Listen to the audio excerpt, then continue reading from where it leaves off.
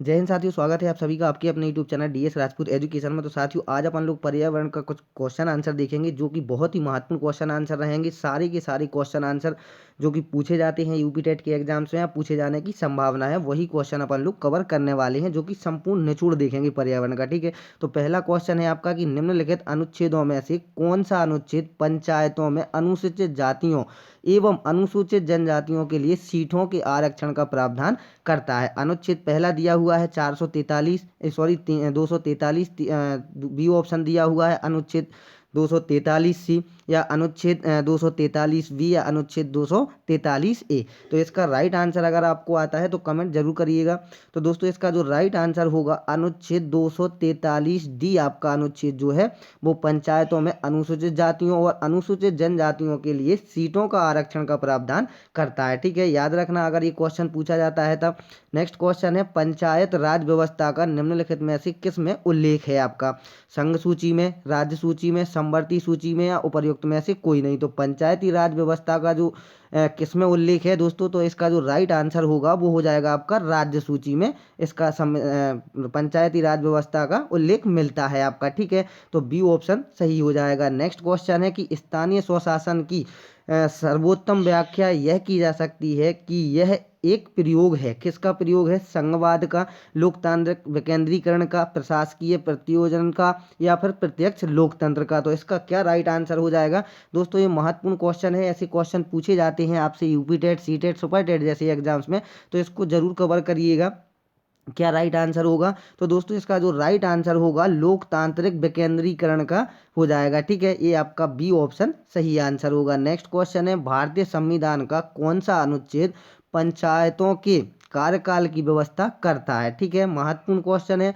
भारतीय संविधान का कौन सा अनुच्छेद पंचायतों के कार्यकाल की व्याख्या करता है? 241, 242, 243 या 244? तो बताइए इसका राइट आंसर क्या हो जाएगा? तो दोस्तों, इसका जो राइट आंसर होगा 243 आपका राइट आंसर हो जाएगा। ये अनुच्छेद जो है पंचायतों के कार्यकाल की व्यवस्था करता है। क्या करता है? 243 अनुच्छेद। ठीक है, नेक्स्ट क्वेश्चन देखते हैं। उत्तराखंड के किस मुख्यमंत्री ने पंचायतों में महिलाओं के लिए 50% स्थान आरक्षित किए हैं? रमेश पोखरियाल, एनडी तिवारी, विजय बहुगुणा या फिर बीसी खंडूरी? तो इसका राइट आंसर अगर आपको आता है तो कमेंट करिएगा दोस्तों। बहुत ही महत्वपूर्ण क्वेश्चन आंसर है ये, जीके जीएस में भी आपका पूछा जाता है। जितने भी एग्जाम्स होते हैं ये क्वेश्चन आंसर आपसे पूछ लिए जाते हैं। तो दोस्तों, इसका जो राइट आंसर होगा कि जो महिलाओं के लिए 50% आरक्षण स्थान सुरक्षित किया है वो किया था बीसी खंडूरी ने। ठीक है, तो आपका डी ऑप्शन राइट आंसर हो जाएगा। ठीक है, नेक्स्ट क्वेश्चन है, बहुत ही महत्वपूर्ण क्वेश्चन है आपका कि अब तक उत्तर प्रदेश में कितनी महिलाएं मुख्यमंत्री के पद पर रही हैं? पहला ऑप्शन दिया है 0, आपका गलत हो जाएगा। बी ऑप्शन, सी ऑप्शन और डी ऑप्शन में, बी में आपका 1, सी में 2, डी में आपका 3। तो कितनी मुख्यमंत्री महिलाएं हैं जो कि उत्तर प्रदेश में मुख्यमंत्री के पद पर रही हैं? तो इसका जो राइट आंसर होगा 2 महिलाएं हैं जो कि आपकी मुख्यमंत्री पद पर रही हैं उत्तर प्रदेश की। ठीक है, तो आपको अगर क्वेश्चन पूछा जाए तो आपको 2 पर टिक करना है। ठीक है, नेक्स्ट क्वेश्चन है, उत्तर प्रदेश विधानसभा के प्रथम अध्यक्ष थे। तो विधानसभा के प्रथम अध्यक्ष कौन थे उत्तर प्रदेश के? मदन मोहन शर्मा, पुरुषोत्तम दास टंडन, आत्माराम गोविंद खेर या नसीफुल हसन? तो क्या हो जाएगा? उत्तर प्रदेश विधानसभा के प्रथम अध्यक्ष कौन थे? तो दोस्तों, अगर आपसे एक क्वेश्चन पूछा जाता है तो आपका जो सही आंसर होगा पुरुषोत्तम दास टंडन जो थे आपके उत्तर प्रदेश विधानसभा के प्रथम अध्यक्ष थे। ठीक है, नेक्स्ट क्वेश्चन है आपका कि उत्तर प्रदेश मंत्रिमंडल में दिसंबर 2014 में 4 नगरों में मेट्रो चलाने हेतु साध्यता अध्ययन यानी कि फिजिबिलिटी स्टडी एवं विस्तृत प्रोजेक्ट रिपोर्ट तैयार करने हेतु स्वीकृति दी। निम्न में से कौन सा नगर इन 4 नगरों में सम्मिलित नहीं था? आगरा, वाराणसी, मेरठ या इलाहाबाद? तो कौन सा नहीं था इन नगरों में से? तो इसका राइट आंसर अगर आपसे पूछा जाए तो इलाहाबाद जो है आपका इन शहरों में सम्मिलित नहीं था। ठीक है, तो डी ऑप्शन आपका राइट आंसर हो जाएगा।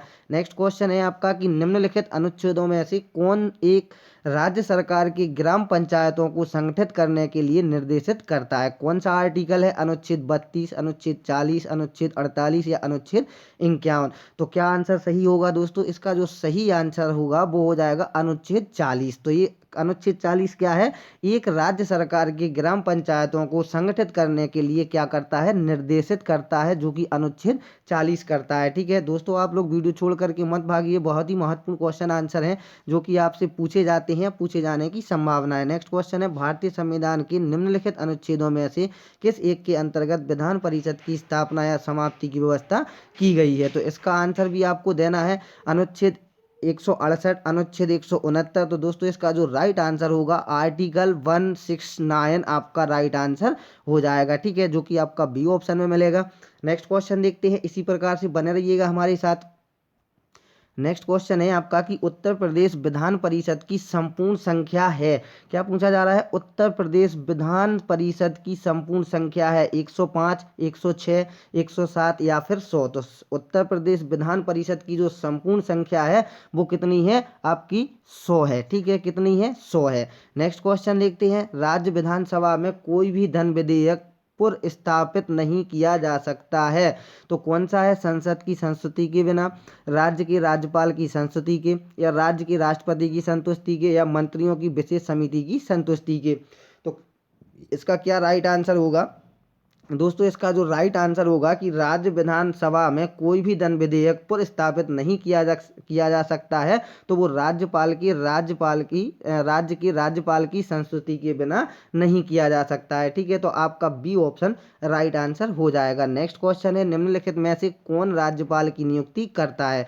इसका आंसर आपको आता होगा, कमेंट जरूर करिएगा। राज्यपाल की नियुक्ति कौन करता है, जल्दी से बताइए आप लोग। इसका राइट आंसर केंद्रीय मंत्रिमंडल, उच्चतम न्यायालय के मुख्य न्यायाधीश, लोकसभा के अध्यक्ष या भारत का राष्ट्रपति। तो राज्यपाल की नियुक्ति कौन करता है, अगर आपसे क्वेश्चन पूछा जाए किसी भी एग्जाम्स में, तो इसका राइट आंसर होगा कि भारत का जो राष्ट्रपति है वो राज्यपाल की नियुक्ति करता है। कौन करता है राज्यपाल की नियुक्ति, भारत का राष्ट्रपति करता है। ठीक है, तो इतना आपको याद हो जाएगा। नेक्स्ट क्वेश्चन है, उत्तर प्रदेश में पंचायती राज संस्थाओं में महिलाओं के लिए आरक्षित स्थानों की संख्या कितनी है। कुल स्थानों का 1/3, महिलाओं की आबादी के अनुपात में, या कुल स्थानों का 1/4, या फिर परिस्थितियों की आवश्यकता के अनुसार। तो उत्तर प्रदेश में पंचायती राज संस्थाओं में महिलाओं के लिए आरक्षित स्थानों की संख्या कितनी है, तो आपको बताना होगा दोस्तों इसका राइट आंसर। इसका जो राइट आंसर आएगा कि कुल स्थानों का 1/3 जो है वो महिलाओं के लिए आरक्षित स्थानों की संख्या निर्धारित है। कुल स्थानों का कितना,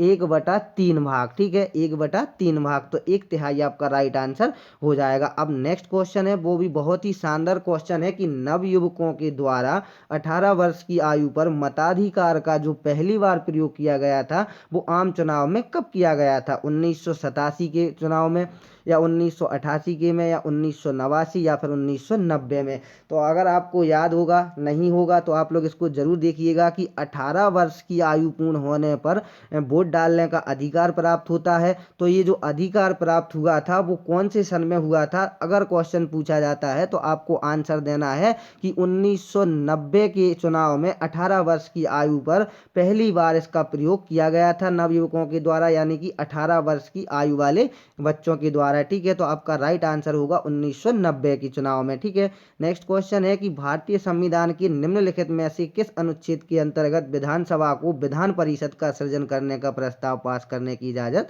मिलती है। तो बताइए इसका राइट आंसर 168, 169, 170 या फिर 171। तो क्या है, अनुच्छेद के अंतर्गत विधानसभा को विधान परिषद का सृजन करने का प्रस्ताव पास करने की इजाजत कब मिली थी, कौन से आर्टिकल में मिली थी। तो वो आपको आंसर याद होगा दोस्तों, 169 अनुच्छेद में आपको इजाजत मिली थी। ठीक है, तो 169 आपका राइट आंसर हो जाएगा। नेक्स्ट क्वेश्चन है, अगर आपको आर्टिकल से संबंधित, पंचायत से संबंधित, उत्तर प्रदेश से संबंधित अगर आपके यूपी टेट में क्वेश्चन पूछे जा सकते हैं तो इस वीडियो में आपको सारे के सारे क्वेश्चन प्रोवाइड करा दिए गए हैं जो कि आपके लिए महत्वपूर्ण है।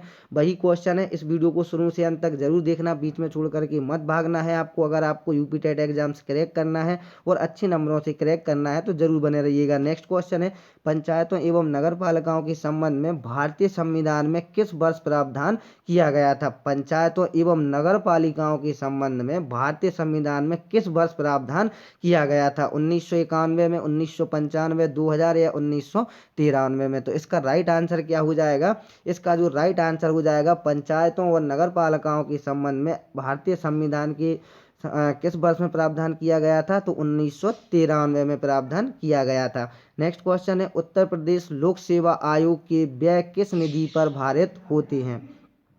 भारत की संचित निधि पर, राज्य की संचित निधि पर, या शुल्क द्वारा इसके स्वयं की एकत्र निधि पर, या आकस्मिक निधि पर? तो इसका क्या राइट आंसर हो जाएगा? तो दोस्तों इसका जो राइट आंसर हो जाएगा वो राज्य की संचित निधि पर आपका राइट आंसर हो जाएगा। ठीक है, बी ऑप्शन आपका सही आंसर होगा। नेक्स्ट क्वेश्चन है, राज्य का राज्यपाल मंत्रिपरिषद के परामर्श से स्वतंत्र कार्य कर सकता है?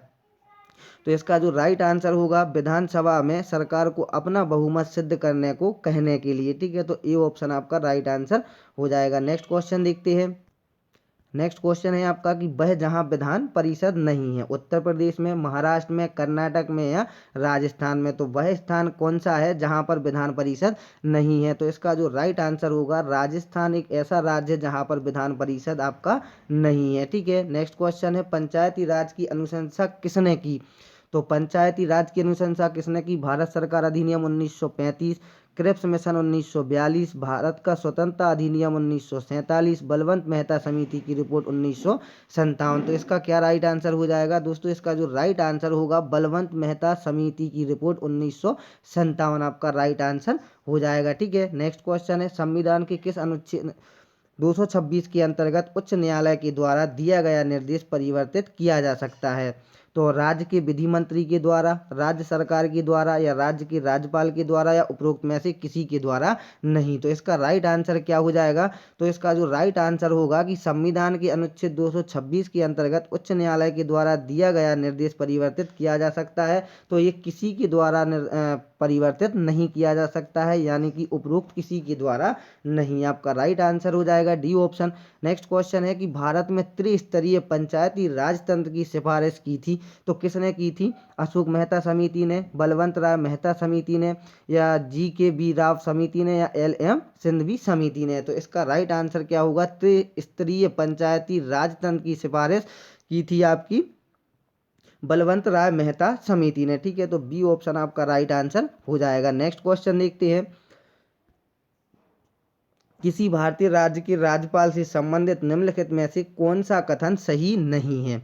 इसका राइट आंसर दीजिएगा। राज्यपाल से संबंधित कौन सा कथन सही नहीं है? वह भारत के राष्ट्रपति द्वारा नियुक्त होता है, वह 5 वर्ष तक पद पर रह सकता है, यदि संबंधित राज्य की विधायिका उसे पद से हटाए जाने के लिए प्रस्ताव पारित करती है तो वह पद मुक्त किया जा सकता है, या वह एक से अधिक राज्यों का राज्यपाल हो सकता है। तो कौन सा आंसर सही होगा? तो दोस्तों इसका जो सही नहीं है वो आपका सी ऑप्शन सही नहीं है, कि यदि संबंधित राज्य की विधायिका उसे पद से हटाए जाने के लिए प्रस्ताव पारित करती है तो वह पद मुक्त किया जा सकता है। ये आपका ऑप्शन गलत हो जाएगा। निम्न में से कौन जनता के द्वारा प्रत्यक्ष निर्वाचित होते हैं? प्रधान, क्षेत्र पंचायत, क्षेत्र प्रमुख, जिला पंचायत अध्यक्ष, सरपंच, या पंच? तो इसका कौन सा कूट सही होगा वो आपको बतलाना है। तो इसका जो कूट सही होगा आपका वो हो जाएगा पहला ऑप्शन।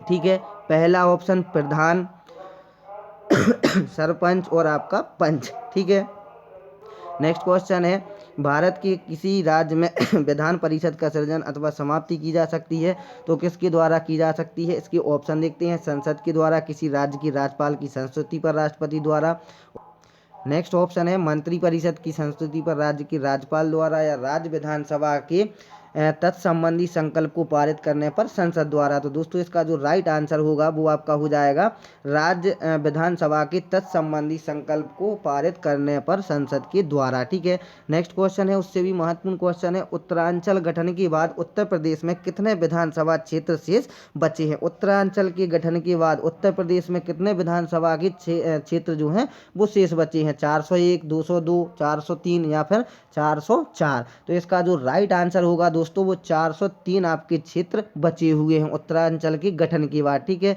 उत्तरांचल जो आपका था वो उत्तर प्रदेश का ही हिस्सा था जो कि अलग कर दिया गया है। ठीक है, नेक्स्ट क्वेश्चन है, ये थोड़ा सा लॉन्ग है, पंचायतों के प्रधान, प्रमुख तथा अध्यक्ष के पदों में महिलाओं के निम्न में।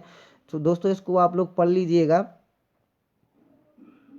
ठीक है, तो इसका जो राइट आंसर होगा आपका वो हो जाएगा सी ऑप्शन, ठीक है। ए सही है परंतु आर गलत है, ठीक है। नेक्स्ट है आपका कि संविधान के मसौदे में निर्वाचित राज्यपालों के प्रावधान की मूल योजना को छोड़ दिया गया था, क्योंकि किस कारण छोड़ दिया गया था। इसका तात्पर्य होता है एक दूसरा निर्वाचन, निर्वाचन प्रमुख राजनीतिक मुद्दों पर लड़ा जाता है। तीसरा है निर्वाचित राज्यपाल अपने को मुख्यमंत्री से बड़ा मानता है। चौथा ऑप्शन है राज्यपाल को संसदीय प्रणाली के अधीन ही कार्य करना था। तो अब आपको इनमें से सही कौन सा है वो बतलाना है। तो इसका जो राइट आंसर होगा आपका पहला ऑप्शन, तीसरा और चौथा ऑप्शन आपका राइट आंसर हो जाएगा, ठीक है। पंचायती एक राज्य व्यवस्था है स्थानीय स्वशासन की, जैव संबंधों की समान त्रिस्तरीय प्रणाली की, लोकतांत्रिक विकेंद्रीकरण की, या पद सोपानिक संरचना की। तो क्या राइट आंसर हो जाएगा।